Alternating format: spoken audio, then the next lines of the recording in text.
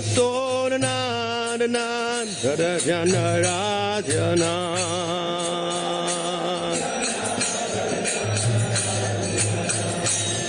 Soranandana Dadajana Rajana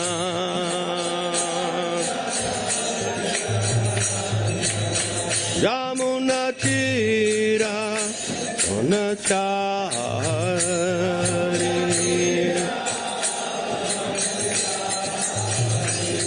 Jaya Radha Madhava Kunja Bihari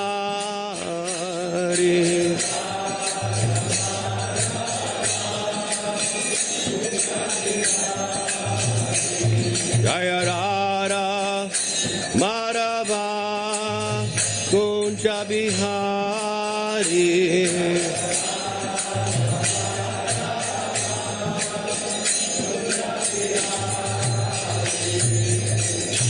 Gopi Jana Balaba Girivare Hari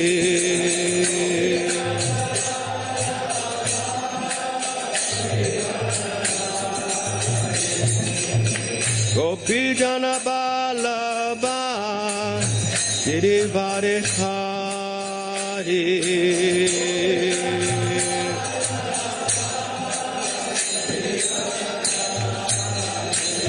Sorananda Nanda Jana Rajana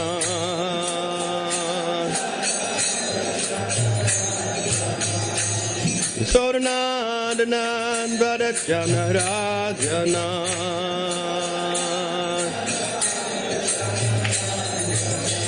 Yamuna Tira Onachari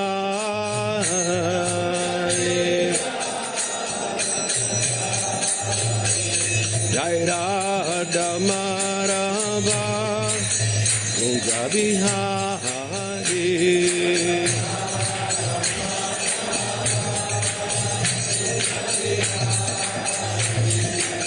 Gopi Jana Balaba Girivare Hari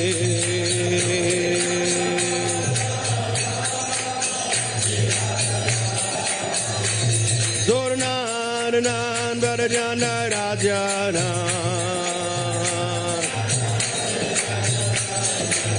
Jamuna Tira Onachari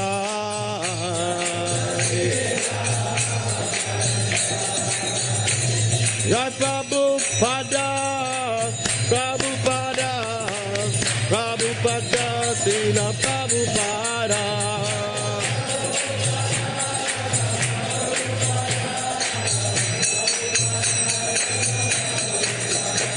Prabhupada Prabhupada Prabhupada Jaya Prabhupada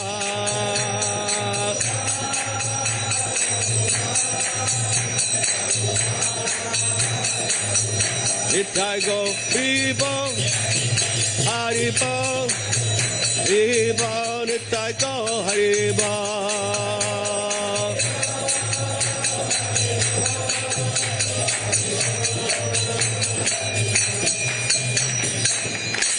Jai Om Vishnu Paramahamsa Prakachada Sarasisi Mad, His Divine Grace, His Confounded Child, A.C. Bhaktivedanta Swami Tirtha Ki Jai Om Vishnu Paramahamsa Prakachada Sarasisi Mad, His Divine Grace, His Confounded Child, A.C. Bhaktivedanta Swami Tirtha Ki Sri Ramachandra Harirasa Kaur Ki Prem Se Ho Sri Krishna Chaitanya Prabhu Nityananda Sri Advaita Gadadhar Sri Vasudeva Gaur Bhaktivinoda Ki Sri Radha Krishna Sai Sundarada Kundagiri Govardhana Ki Vrindavan Dham Ki Madhurya Dham Ki Navadvip Dham Ki Jamuna Mai Ki Ganga Mai Ki Tulasi Devi Ki Bhakti Devi Ki Samaveda Bhaktivinoda Ki.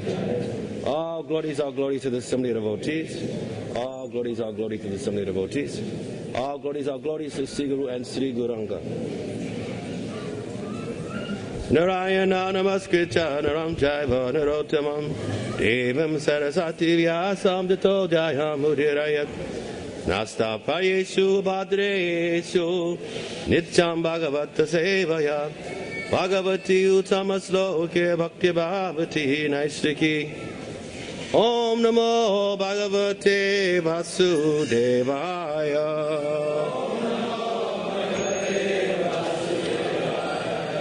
Om Namo Bhagavate Vasudevaya.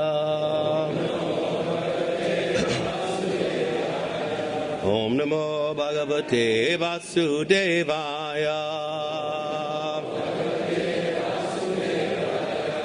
Reading from Srimad Bhagavatam, continuation of Canto 1, Chapter 3, today text 32. Krishna is the source of all incarnations. Atha Param Yad Avakyam Abudha Guna Grihitam Adrishta Shruta Vashtuvat Sa Jivo Yat Puna Vavaha Ata Param Yabhavyakta Avyudha Guna Brihitam Advishta Rushta Rastudvat Sajivo Yat Puna Bhavaha Ata Paramya Avyaktam Avyudha Guna Brihitam Advishta Ruta Vashtuvat Sajivo Yat Puna Bhavaha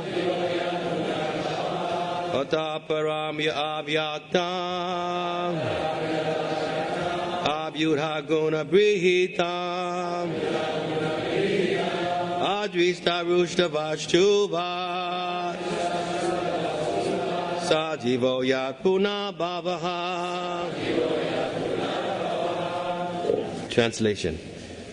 Beyond this gross conception of form is another subtle conception of form, which is without formal shape and is unseen, unheard, and unmanifest.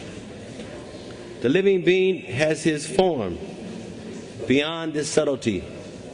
Otherwise, he could not have repeated birth and deaths. Repeat after me, please. Before this gross conception of form is another form. A subtle conception of form, which is without formal shape and is unseen, unheard, unmanifest. The living being has his form beyond this subtlety. Otherwise, he could not have repeated births. Purport by Srila Prabhupada. As the gross cosmic manifestation is conceived as the gigantic body of the Lord, so also there is a conception of his subtle form, which is simply realized without being seen, heard, or manifested. But in fact, all these gross or subtle conceptions of the body are in relation with the living beings. The living being has his spiritual form beyond this gross material or subtle psychic existence. The gross body and the subtle functions cease to act as soon as the living being leaves the visible gross body. In fact, we say that the living being has gone away because he is unseen and unheard. Even when the gross body is not acting, when the living being is in sound sleep, we know that he is within the body by his breathing. So the living beings passing away from the body does not mean that there is no existence of the living soul. It is there. Otherwise, how can he repeat his births again? The conclusion is that the Lord is eternally existing in his transcendental form, which is neither gross nor subtle. Like that of the living being, his body is never to be compared to the gross or subtle bodies of the living beings. All such conceptions of God's body are imaginary. The living being has his eternal spiritual form, which is conditioned only by his material contamination. We read again. Beyond this gross conception of form is another form, subtle conception of form, which is without formal shape and is unseen, unheard, and unmanifest. The living being has his form beyond this subtlety, otherwise he could not have repeated births. So we've been focusing a lot on form, particularly as we have been praying for the Lord to manifest in this awesome form with his eternal associates. And we have been hearing Ete Chamsa Kala Pumsa Krishna Tu Bhagavan Swai Indriya Bakala Okamide Yanti Yuge Yuge. That this special form, Samon Bonam, it is not an ordinary form. It's not just Varata Rupa. Krishna in his highest expression, Radha Madhava, it's not even a plenary expansion of such. And in comparison, of course, to our bodies, where our bodies are full of tendencies for illusion, for cheating, for making mistakes, etc. And we are bombarded by Adi Atmik, Adi Devik, Adi Bautik. It's not of course, not a wonderful picture.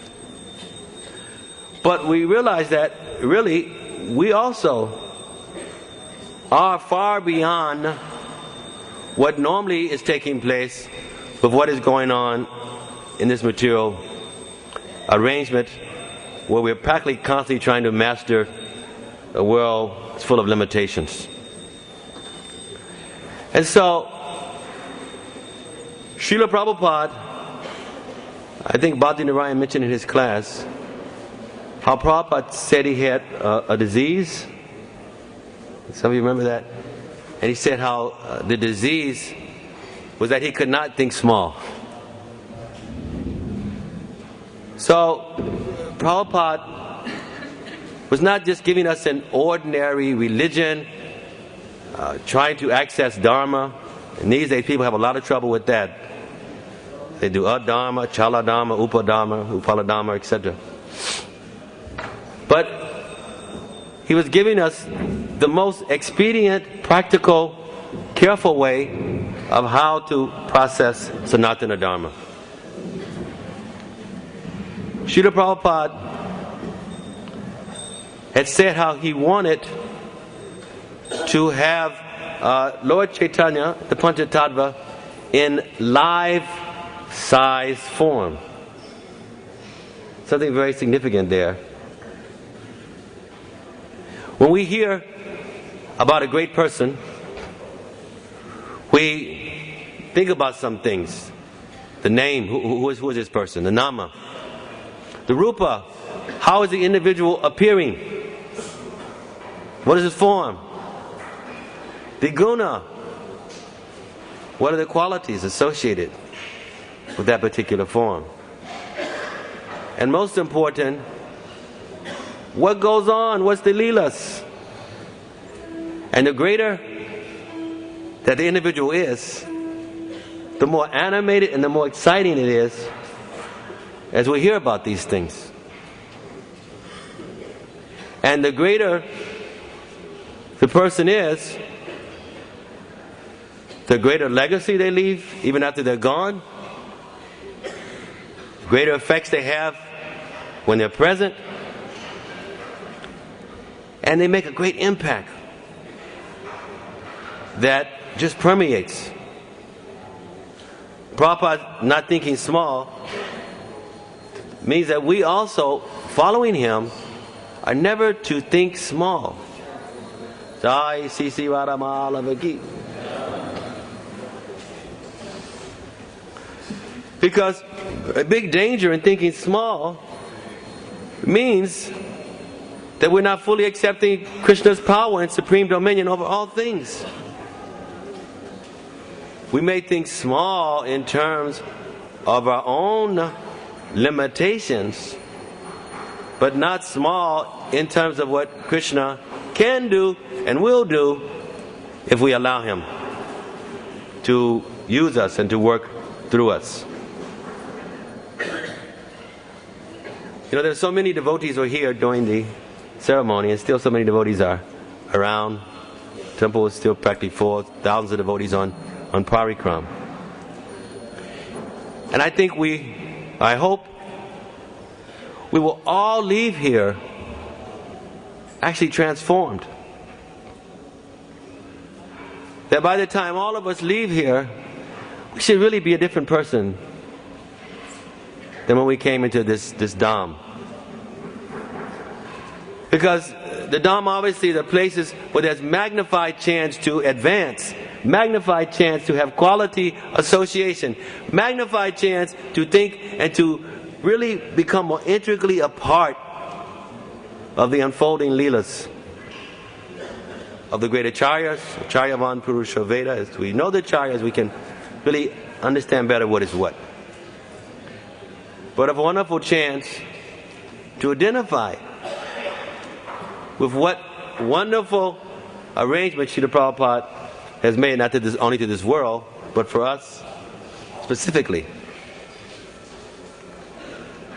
I feel that practically every devotee will go away with certain realizations.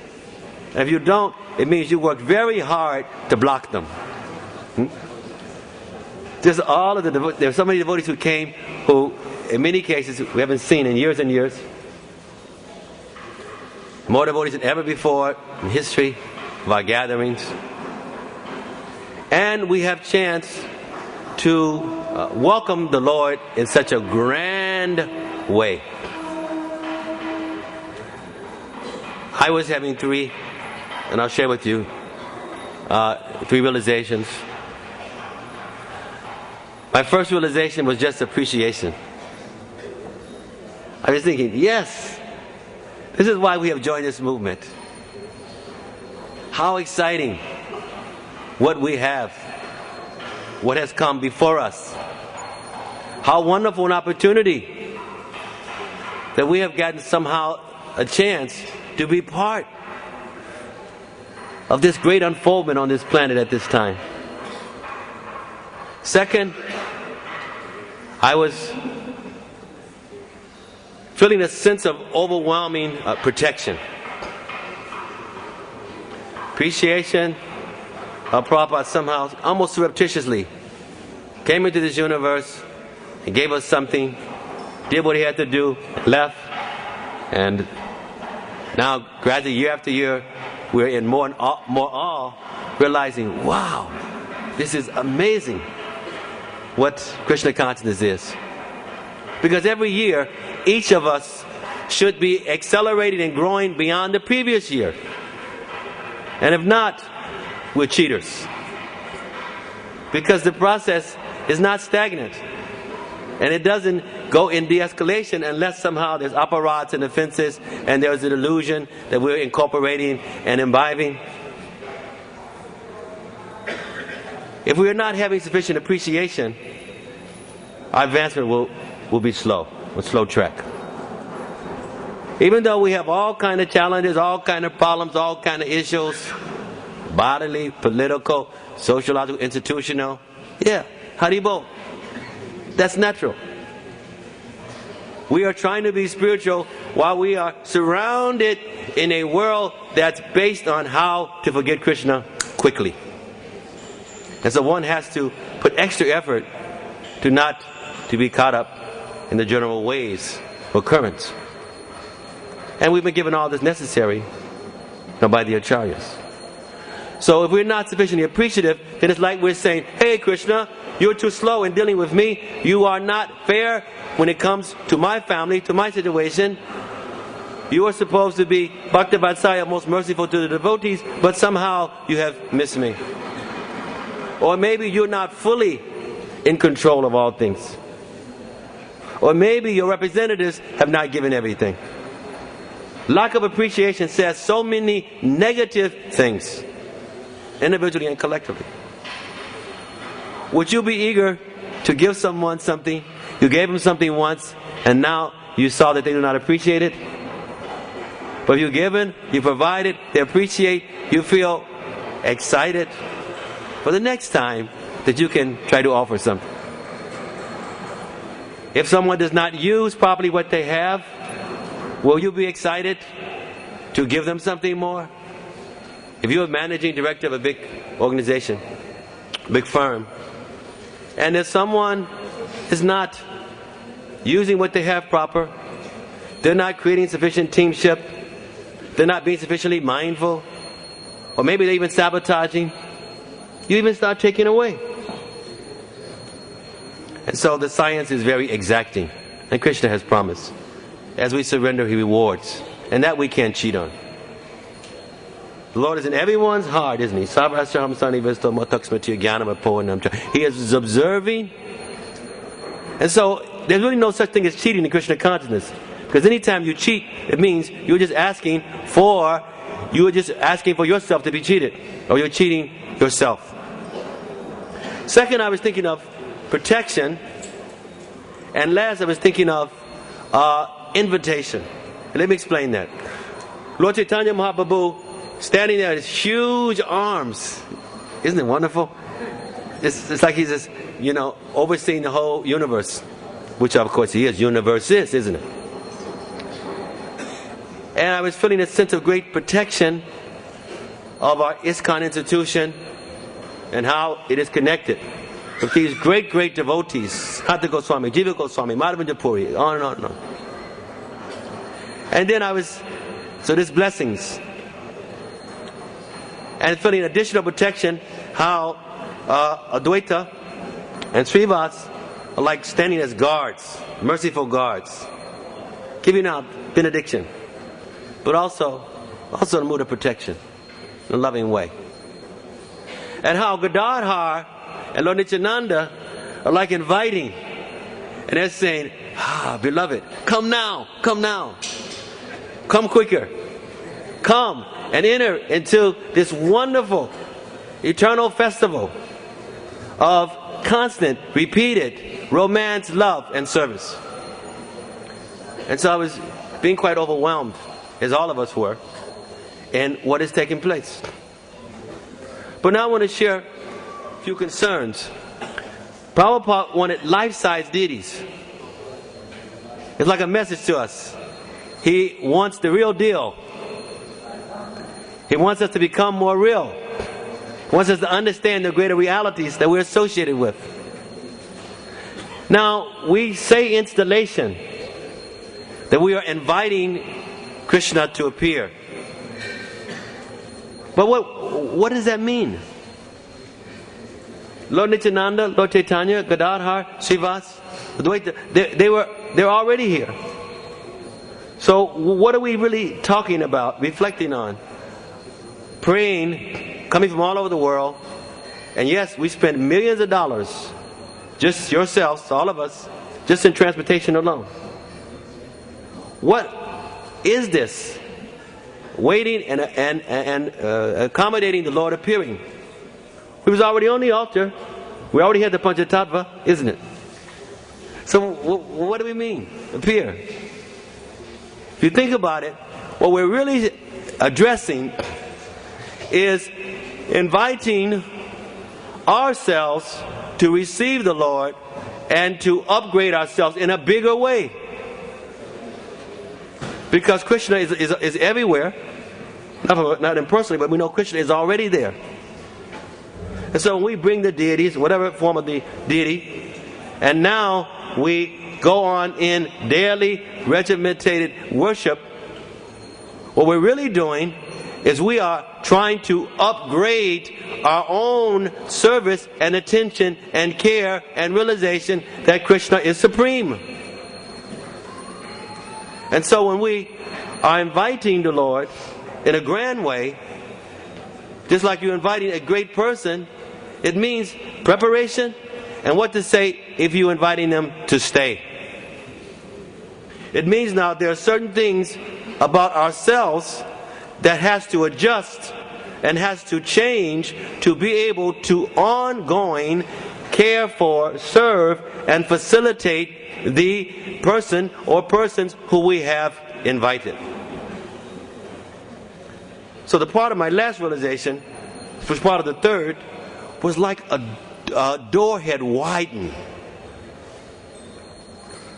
I was getting a reflection how like a door that is already open has widened. That this festival has widened a door for us to rush back faster.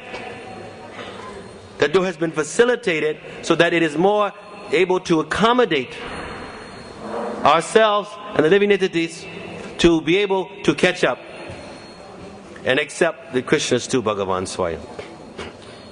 Or that same Krishna who has now appeared in the bhav of Srimati Radharani to be like a bounty hunter while engaging in loving pastimes with his associates in reclaiming souls and planting seeds so that some come now and others will come in the near future. So that means every one of us, every ISKCON devotee in the world now must upgrade ourselves, because we have invited Krishna in a bigger way, which means that we are ready to widen our own involvements with depth, profundity, to receive the great guest that we have begged and prayed in a very powerful and aggregate way to appear. We say Pashanapi na Pashati, see and not see, that one who is not eager to know the Lord, to serve the Lord, can have so much availability for opportunity to do such and miss it. The atheists, the materialists, the impersonalists, even when they have gazed upon the darshan of the Lord, they do not really see. They're not understanding Krishna manifesting in this special form and what it means. Sometimes we're thinking, we are what Govinda Maharaj used to mention about the drasta versus the drista. That when we have the darshan, we're coming to see. Not really. What we're really doing is we're presenting ourselves. We are the drista. Yes, we come for the different times, all chant before the Lord, dress the Lord, look at the wonderful clothes, but really greater than our trying to see, because what do we really see? Are we seeing Krishna dancing, playing the flute? But what is actually happening more is that the Lord is looking at us. Now think about that for a minute. That means Krishna has appeared in a bigger way to also look out at us. When we are presenting ourselves, we are there in the physiognomy and the posture of humility, but sometimes it is not in accord to our actions. The Lord is seeing, you're coming before me in reverence and obeisances, but what were you doing 2 hours ago? You're coming and you're offering 4 dandavats, but what was going on last evening? You are offering great songs and prayers, but an hour after you leave me, what will be your consciousness? What will be your activities? So we also to remind ourselves that the Lord seeing us means that He is just not seen when we're in the temple. He is not just seen when we're in the mandir, but He is always seen, because one, He is going with us. and he is always taking notice. Therefore, again, the focus on the installations is really to remind us more that this wonderful Lord, who everything is resting upon, is trying to arrange for us to come forth in a bigger way, to receive more of his blessings. Jabbataka Maharaj, the second day, after the curtains closed, and then we put the Lord to rest, the Panca Tattva to rest. So myself, him, and some of the Pajoris, we brought out the small deities and then put them, of course, in their beds. And Maharaj mentioned how each day more of the Panca Tattva manifest. And I was thinking, yes, but each day more of our own readiness for receiving awareness and cognizance that the Lord is here in this big way also is manifesting. And so it is quite concomitant. The deity is an amazing way to create more authentic community, more pure Sangha. Association is most important, but we want important quality association. The more in every single project that each individual devotee thinks how they are the servant of the deity, the more the services create synergy. That means whether you're washing the dishes, whether you're sweeping the floor, or whether you are doing Sankirtan or dressing and feeding the deity. The more that the community can be mindful that we are the servants of the deity and do that with quality, so that one does his or her work in such a way that it encourages somebody else also to do their quality service for the deity. Well, it is not theoretical, because our whole of Krishna consciousness, and once it can be simplified as community and practice for being able to go back and associate in Sanatana eternal community. And one of the most prominent, dominant, categorical aspects of that is the Archer Vigraha. Just notice how so much, in so many temples, Krishna just demands the time and the minds of the devotees as they have to focus around deity worship. Time for do the deity worship. Now I must go and shower. I must eat later because I have to go on the altar. I must make sure I come back in time. So much is focused around such, because the deity is what? Is our greatest connection with the spiritual kingdom. It is one of the greatest ways of looking at what goes on. Everything centered for Krishna. And it takes healthy teamship, of course, for this to happen. Some years ago, I was doing, actually 2.5 years ago, I was doing a 35 country world tour. And I wanted to go to Bali. I'd never been. I was thinking also of a few centers I never went to. And even as a child, I was always excited about, festival and culture and things like that. And Bali is a very cultural place. How many devotees have been there before, to Bali? So you see how that people are going to the temples all the time, carrying things for the deities. And there's huge statues of Arjuna and the Pandavas, really huge, as big as buildings. And they have amazing temples. And so some of the devotees asked me if I wanted to go to some of the famous temples there. And for me, this is my spiritual sense gratification. Yes. I want to taste the local food. I want to go to the big temples. And I want to see some of the dramas. Krishna Leela dramas. So we drove a while, and then we had to track quite a distance up the hill. had to pay something. And we went to different levels. It was very exotic. Then we got to the main hall, main temple. It was a total down. There was no deity. Huh? And so you realize, what is all this gorgeous building, so ornate, so amazing, so difficult to get there? And then when you get there, there is no deity. For us, without the deity, then it just becomes a mundane culture, mundane religion. It's not transcendence. So we have these deities. For Prabhupada left, we see how he installed deities so many places around the world.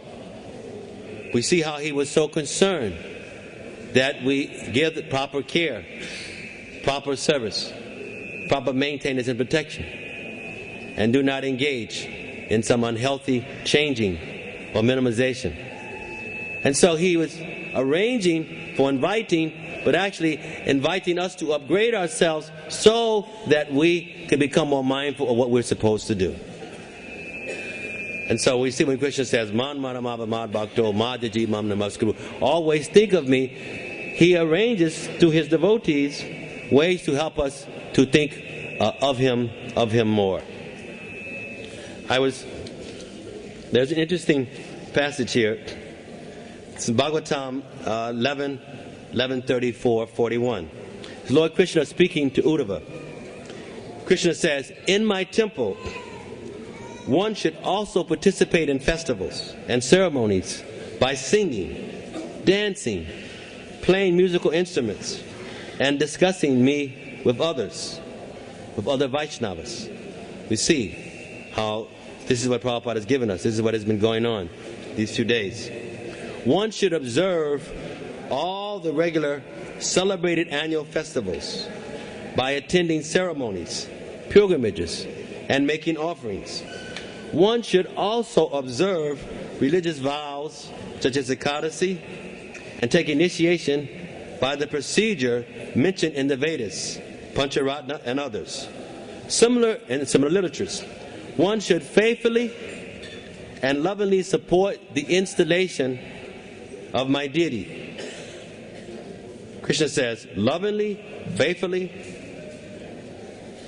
and individually or in cooperation with others, one should work for the construction of Krishna conscious temples and cities, as well as flower gardens, fruit gardens, and special areas to celebrate my pastimes. So, again, Prabhupada not thinking small is in accord with what Krishna himself is saying. Krishna didn't say, always think of me and be in isolation. Krishna says, those who worship me with love and devotion, tesam satata yuktanam, bhajatam pritipurvakam, idami buddhi yogam, yenam alpayantade. Those who worship me constantly with love and devotion. He says, I will personally do something. I will give them. I will facilitate them. I will give them the knowledge how to come unto me. So here we're seeing Krishna saying, establishing cities. That, our movement starts and moves with few devotees, doing little bhajan, little harinam, distributing a few books, getting some place to give some courses, some class in, then establishing a preaching center, temples, farms, communities. Prabhupada is saying, Krishna is saying here about cities. And so we see Prabhupada's vision was it's got a cultural society for re-spiritualizing the whole world. We have to get off this small-minded reflections of just thinking sometimes only about our little problems. If we think about these little problems, and that's where we get boxed in, those little problems become big problems, and we don't move out of that kind of box. And it means that we minimize what the Panca Tattva is giving us, and how we're being invited by Gadadhar, by Lord Nityananda himself. So we don't want to be in that category of Pashanapi Napashati. We don't want to be those who minimize the presence of the deities. couple of weeks ago, I was in New Zealand, and the devotees just built now a wonderful temple. They finalized it, and it's like the whole project, the whole yatra has just kind of taken on like to another level. It's transformed, as they have made a nice arrangement for accommodating the deity. Now, some of us were saying the old temple that had the deity in, now the deities are gone, it's just really like an abandoned building now. Even though it's the same building, because the deity is not there, that it's a total different situation. Sometimes I like to mention how our temples are like embassies in the material world. We traveled to come here. Many of us had to, get a visa. And as the preachers are traveling, so many places, you go, you have to have passport or some type of traveling documents. And so the embassy arranges for you to have authorized rites of passage. The embassy is not an ordinary building, even though it's a building on a certain street. Those working in the embassy have certain diplomatic immunity sometimes, autonomy. And so that little building can determine whether or not you can go to that huge country. Some people couldn't get a visa, they could have come here.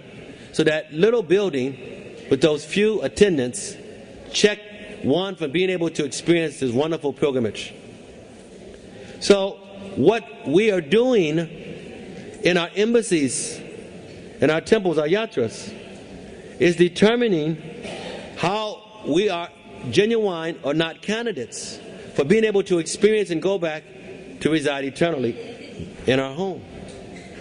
So isn't it awesome what Srila Prabhupada gave to this world, what he gave to us, by giving us an eternal way, even though he's gone, how we can be able to go back by having the deities, having the temples where we can process and integrate our devotion. Let me share one or two of the last things. Last year I was in Ukraine, and again, my spiritual sense gratification, devotees had told me about, there was a very famous monastery that's known all over the world. And so some devotees reminded me that it's there in Ukraine. Now, just very brief. This monastery was a place that a few very special monks had themselves buried in caves, alive. Let me explain what that meant. There's a group of monks who were so determined to try to know and meet the Lord in his lifetime. They were so much wanting not to give in to sense gratification, not to play into orthodoxy, that they just wanted to be in seclusion and chant names of God. And so literally, it was like they were saying, we want to have slow death as we chant the Lord's name and descend, according to their understanding. So literally, they would get cemented in a cave, in a cell, like a prison cell, that was so small you couldn't even do like this, could barely stand. Now there was no light, there was no association. I mean, they make a lifetime vow after they enter into that, or a death vow, never to talk to anybody again, never to associate, never to come out. And so it wasn't any, like, I made a mistake, I went out of here. They were stuck. I mean, they were put in. And so they would just be brought a little soup, a little bread. They got sick, anything, it didn't matter. Nobody was coming in and they weren't going out. And so all they had was their rosary and to pray. And I guess the toilet facility, they just had passed it out because there was no running water, there was no toilet. So you're amazing in that kind of existence. So it was very unusual. And of course, Krishna responds to devotion and was giving these people some special mercy. Because even many of them, after they died, their body didn't deteriorate. And most of them who did this, the body didn't deteriorate. People come and they pray to them. They have, all kinds of miracles. Anyway, the point about this is that I was thinking that if sannyasis all had to do like that, for renunciation. First, I know I would never take sannyas. And I don't think most of us would either. But I was also thinking how sometimes people overcomplicate, or I was thinking how amazing the expedient process that's been given to us by our acharyas. That we have wonderful feasts, wonderful festivals, wonderful opportunities to have very powerful association, where we don't have to be some kind of Babaji to the point that we're more like yogi, going through all kinds of intense tapasya, increasing our big desire to want to know the Lord, and checking everything out, that nothing has any significance more than wanting to know the Lord. Well, this is also the essence of bhakti, is that the Sutta Bhakta there's not a tinge of anything that's more important than Shroditavya, Smrititavya, more than hearing about the Lord, speaking about the Lord, Machatamargataprana, Boyantas, Chaparasana, coming together, and our real food is hearing about these amazing Nama, Rupa, Guna, and Lila.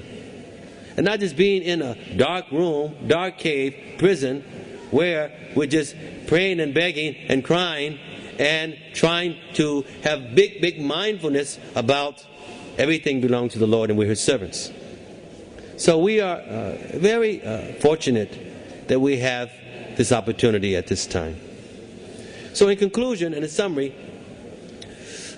the verse explained about the body, how Krishna's body is not like our bodies, how the body, physical body is there when there's death, then the subtle body of course goes on to another body, unfortunately, if one is not successful, if one is not fully graduated. But where there's full graduation, there's no gross body or subtle body, all of that, finish, over. And how we're experiencing Adhyatmika, Adi, Devika, Adi, Bautik, all of these difficulties. Ooh. But there is something higher, isn't it? Apariyami Tastanya, Pakwatam Vidi Meparam. We do not have to be bound by these elements of stagnation. How Prabhupada's vision was not just to somehow create a little mouth for a few people, give a little more emphasis to Dharma, try to be politically correct. Prabhupada's mission was to help as many people in the most tactful way, but to be chaste and to be firm and to be exact. And so we come on pilgrimage, we are now having a chance to experience what we normally read about. Now we're having a chance to identify more with being a part of that. And so we're saying how, in my own case, my realizations was about protection in terms of Lord Chaitanya and blessings from Him, protection in terms of Advaita and Gadadhar, and being invited by Gadadhar and Lord Nityananda with great appreciation that yes, we are part of this wonderful mission on this planet, in this universe, at this particular time. That we are not really the drasta, the seers, but the darshan is really the Lord seeing us, the Lord monitoring to see, are we ready to return? Every time we have darshan, we should be thinking that we are being watched to see if we are ready for going back. Have we become like the residents of Vrindavan? Ain't no going back unless we can become like them, because there's no imperfection in the spiritual world. And so our own little deities, our deities at our projects, and our major centers where we have the Lord in a big way, there's big cognizance and surveillance. What souls are really getting ready? What souls are getting prepared for returning, where they never have to come back into these worlds unless they come also to invite and to reclaim and bring entities back? That the installation is not so much asking Krishna really to come, because He's already here. Especially this time, the Panca was already here. But we are eager to fulfill Prabhupada's desire of Krishna appearing Mahaprabhu and his associates in live form, in life-size form. So it's a wake-up call for everything to become more genuine and more real. That Jayapataka Maharaj's comment about each day, greater manifestation of the Lord.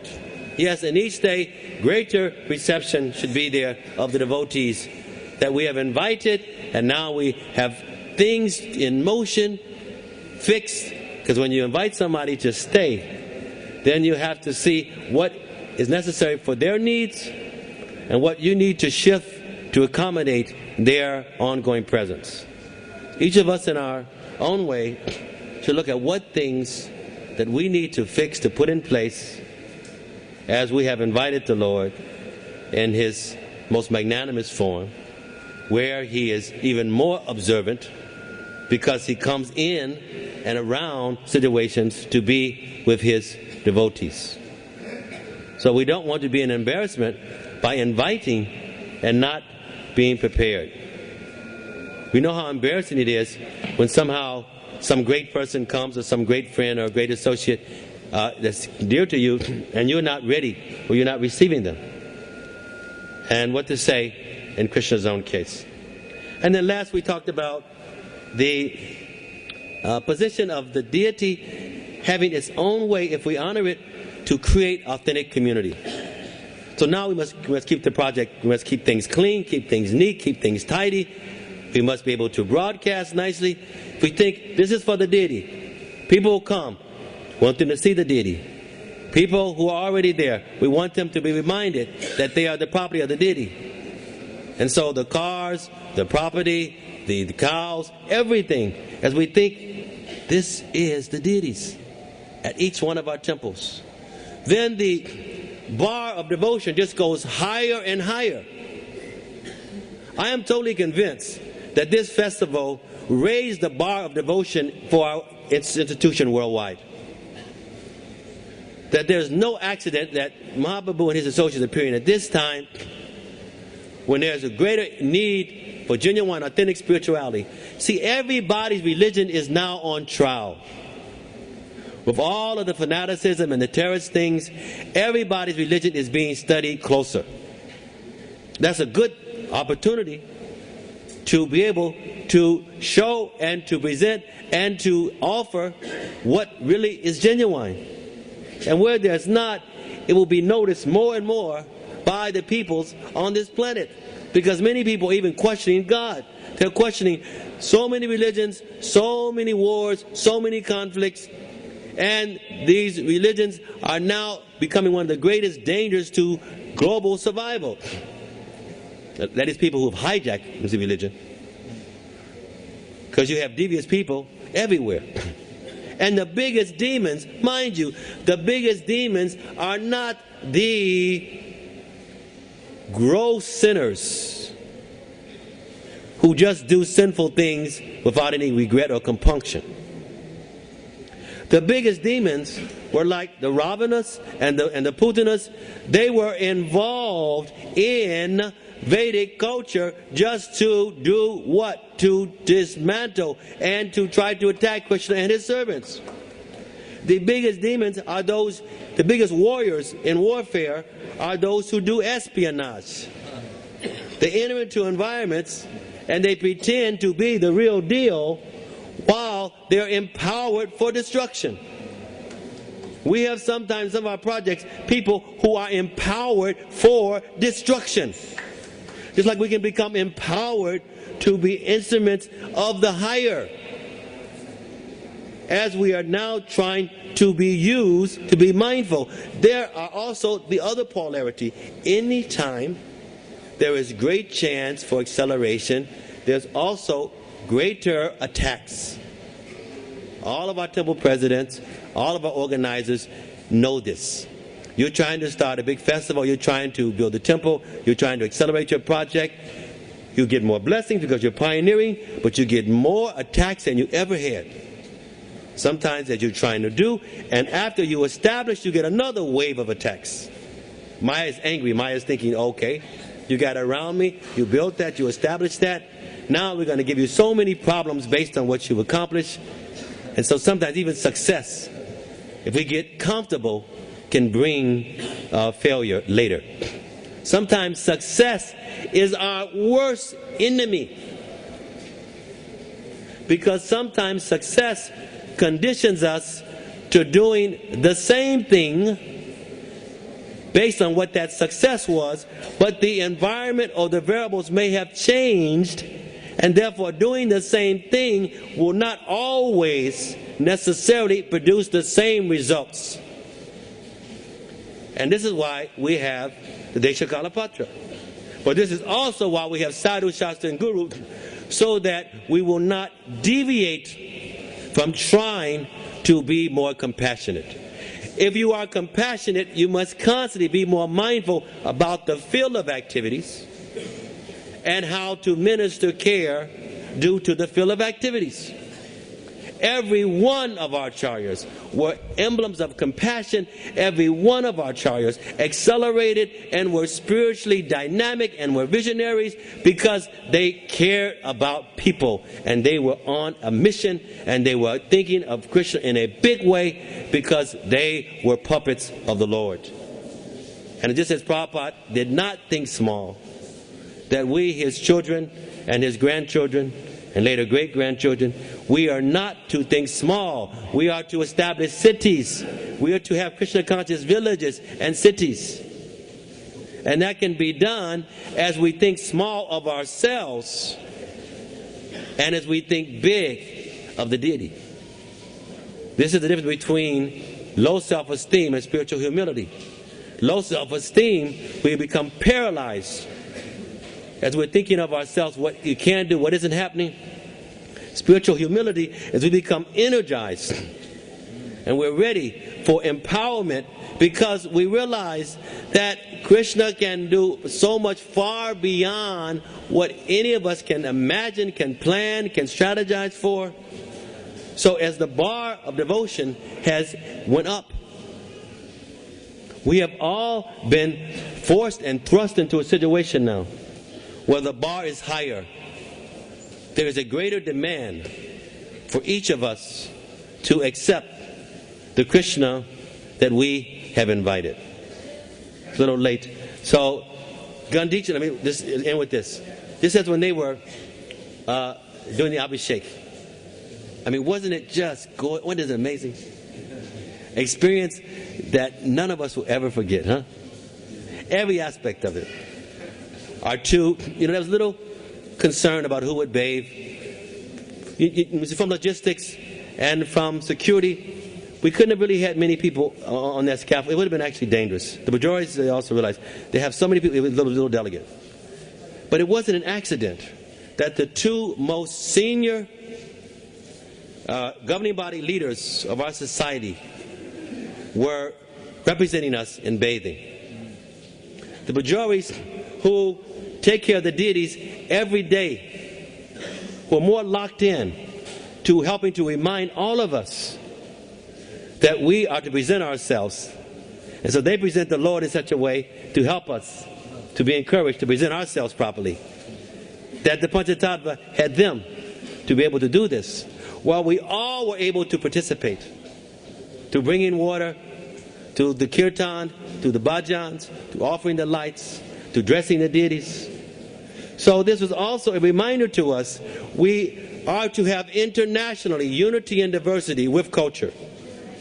Unity and diversity with honoring etiquette. Unity and diversity centered around the Lord. When we bathe Prabhupada, we bathe the deities, not one or two, a few people could do that. Because it's a process for a community. So it's like our Vrindavan and our Mayapur, a major catalyst for sending a message to us all around the world. A major catalyst for soldiers, generals coming, sometimes weak, sometimes wounded, sometimes needing to check in to sharpen our minds and our strategies. Our major camp, and then we go out and we infiltrate. So we should all congratulate ourselves and how we have been fortunate to be involved in this worldwide transformation. We should all congratulate ourselves. That means not false ego, but healthy pride. If we don't have sufficient appreciation, we will not protect what we have. If we don't have sufficient appreciation, we will not open and be available for the next. So we want to be very appreciative that, not like in the case of body where we have all of these fantastic facilities and there's no deity. We have these fantastic things because the deity is there. And the deity is there inviting us to be able to come back and to associate eternally in the spiritual kingdom. I want to ask one thing before I close, because today, the devotees is my appearance day, so the devotees had me to preach, so I could preach to my own mind probably, giving class on this appearance day. So I have Vyas Puja. But I want to say one last thing, and hopefully you will carry it to those who are on Parikram and in your temples. As we've invited the Lord in this bigger way, we can't just be lackadaisical. Because the more mercy, the more there must be accountability, and the more there is tax or chastisement if we don't take advantage. Understand, the higher the spiritual intensity, the greater the chance for the offense, the greater the chance for becoming mechanical if we're not careful. And so it's dangerous to come so close to the deity. It's dangerous to come to the holy dhams, because the devotion intensifies, amplifies whatever you do, but the offenses amplifies. So now that our movement has been blessed by a greater inviting of the Lord, it's important that we all find individual ways how to make ourselves upgraded to be proper receivers, hosts of what Prabhupada has given us. I want to ask all of you, along with myself, if you feel uncomfortable, you feel imposed upon, I apologize. I'm not interested in just preaching at any time. I try to preach to convince and to transform. Because my feeling is that we are all to be slaves of Srila Prabhupada. Not just servants, but slaves. And therefore, we know Prabhupada's mercy is huge. And we don't want to embarrass him by being mediocre or by being stagnant or sabotaging his mercy coming through. So I would like us all to make a prayer that we carry from this festival on back to our places once we go back. And we have many, some of you have many days more in the Dhams, some only a short time left, some even going back the day or tomorrow. That we make a prayer that whatever things that we need to personally experience to be able to become a greater servant of Srila Prabhupada's mission, that these things speed up in our lives. And the other part of this prayer is whatever we need to have taken away in our lives in order to be a more fit servant of Srila Prabhupada's mission at this time on the planet, that happens. Let me just go over that again, and I'm stopping now. That we'd like as many of you as possible, as we're chanting, yes, we're chanting the mantra, and everything is there. But Krishna says, always think of me. And Vandanam, prayer, is an essential part of the Angas of Bhakti. And we see Srila Narottam Das explains 10 special types of prayers that Vaishnavas make. Sometimes we minimize the potency of daily prayer. Then what does our mind do in all other times? We've got to be mindful. Chanting out loud, chanting internally, prayerful, constantly, coming before the Lord in a mindful state, I'm presenting myself. We'd like as many of you as possible to make this prayer, whatever that's necessary to help us to become a better servant in Prabhupada's mission, that whatever things are necessary, it doesn't matter. Whether it means we get sick, whether we die soon, whether we lose money, whether our husband leave, our wife leave, whether we become infamous, whatever that will help us individually to be a better servant of Srila Prabhupada, that we pray that will happen and will speed up. And whatever things need to be taken away, that we pray that it be taken away. It doesn't matter. Whatever is genuinely going to help us individually in this lifetime to speed up our ability to receive the Lord in this big way, so that we create more and more the community that gradually becomes just more and more like the spiritual world. Prabhupada has given us embassies all over the world in these temples, and he is the major ambassador, and he ain't gone. He's just physically in a situation, but he is more concerned than ever before. Isn't it natural that when you are a caretaker, you are concerned even more when you're not around about how things are dealt with? How many are willing to make that prayer? We're in front of the Lord. Yes. If you're not, it's up to you. We're ready. So we are accepting that at this time the bar has gone up for our movement all around the world, and we're accepting that we are going to upgrade ourselves. This is wonderful, because as each of us increase our devotion, it becomes easier for every devotee. Every time there is acceleration in individual's consciousness, it creates a greater support system to enhance the bhakti. Every time a devotee deviates, it brings more static in the culture of devotion. So the prayer you have just made will assist us all in being better servants by bettering ourselves. ISKCON founder, Charge of Divine Grace, A.C. Bhaktivedanta Swami Sri Prabhupada ki, Sri Sri Radha ki, Panca Tattva ki, Vaishnava ki, Sadhu Haribo. Thank you.